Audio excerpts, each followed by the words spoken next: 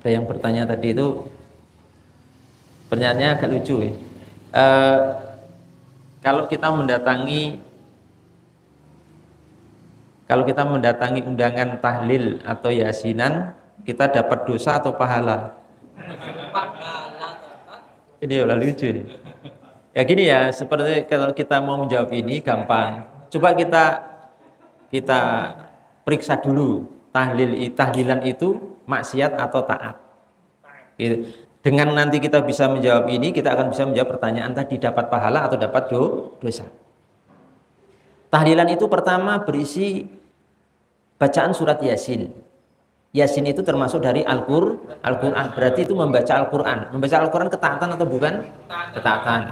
Kedua, Yasinan itu berisi zikrullah, zikir kepada Allah Subhanahu Wa Taala. Tahmid, tasbih, tahlil itu kan zikrullah. Berarti ini taat atau maksiat? Taat. Kemudian juga di dalam Yasinan itu ada lantunan sholawat kepada Nabi Muhammad SAW. Lantunan sholawat taat atau maksiat? Taat. Kemudian di Yasinan itu biasanya ada suguhan, ada besean. Itu sedekah, it'am to'am, bersedekah makanan. Sedekah termasuk taat atau maksiat?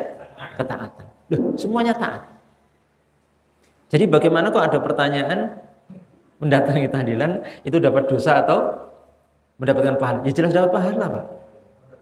Dapat pahala. Kalau cuma masalah gini, perhatikan dulu sebentar ya.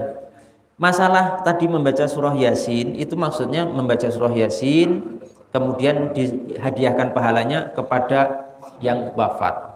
Perhatikan nih, menghadiahkan pahala bacaan Quran kepada yang sudah wafat itu sampai menurut kesepakatan 4 mazhab. Hampir tidak ada ulama yang menyangkal hal ini, Pak. Sampai.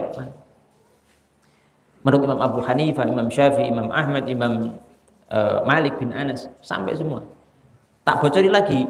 Bahkan menurut Syekh Ibnu Taimiyah, Syekh Ibnu Taimiyah, menurut Ibnu Qayyim, sampai. Bahkan menurut ulama-ulama Saudi, Syekh bin Baz, Syekh Ibnu itu sampai. Kalau cuma masalah waktu ya, biasanya berapa? 7 hari, 40, 100, 1000 itu kan? Itu cuma teknis waktu saja supaya gampang. Tapi itu di luar ibadah. Jadi nggak perlu dalil. Dijelaskan oleh Imam dalam Nihayatul Zain oleh Syekh Nawawi Al-Bantani.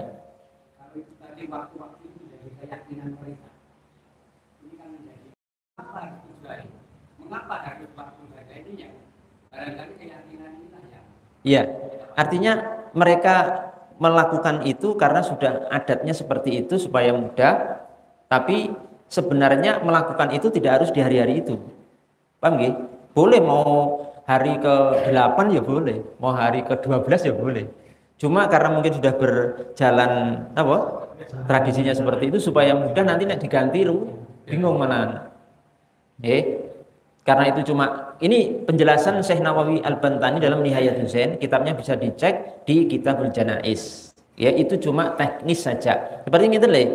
Kita ini kok ngajinya kok mengkhususkan Sabtu malam Minggu.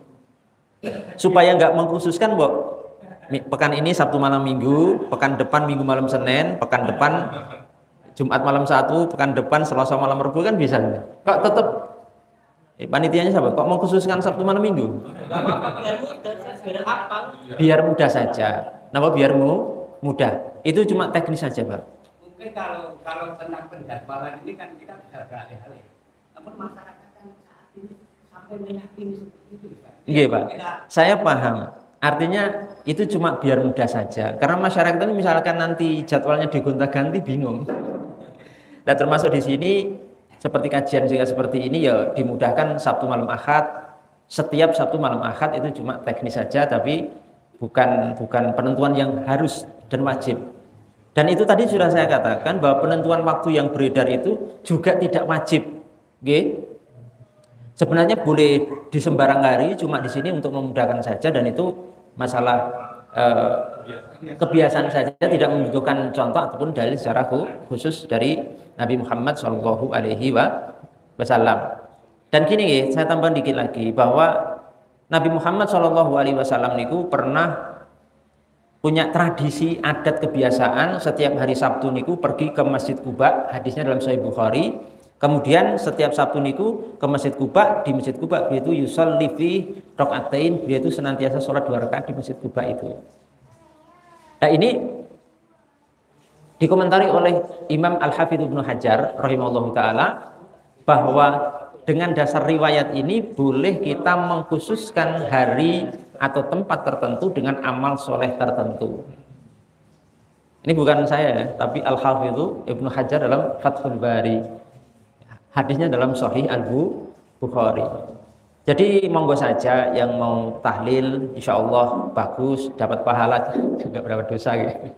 Karena itu isinya ketaatan kepada Allah Subhanahu Wa Taala, dan penentuan-penentuan seperti itu cuma masalah teknis saja, insya Allah tidak ada masalah. Kalaupun misalkan ada yang saya Ustaz nggak mau tahlil, ya nggak apa-apa, itu nggak wajib juga. Jadi yang penting bagaimana saling menghargai dan menghormati apa yang sudah kita yakini dan diyakini oleh saudara kita.